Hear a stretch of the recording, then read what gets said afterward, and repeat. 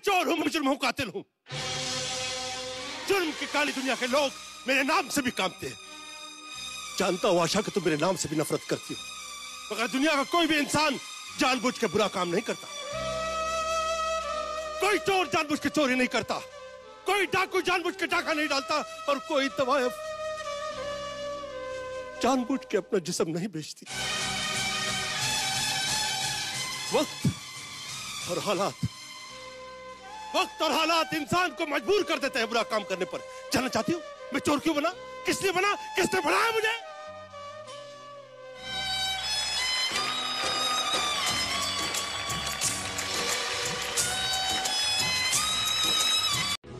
आप भागने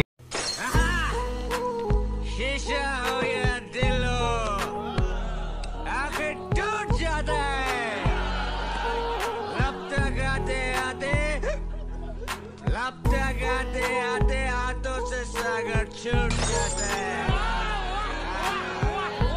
मलिए एक और खंबा रिपीट। और एक खंबा, एक और खंबा। लगता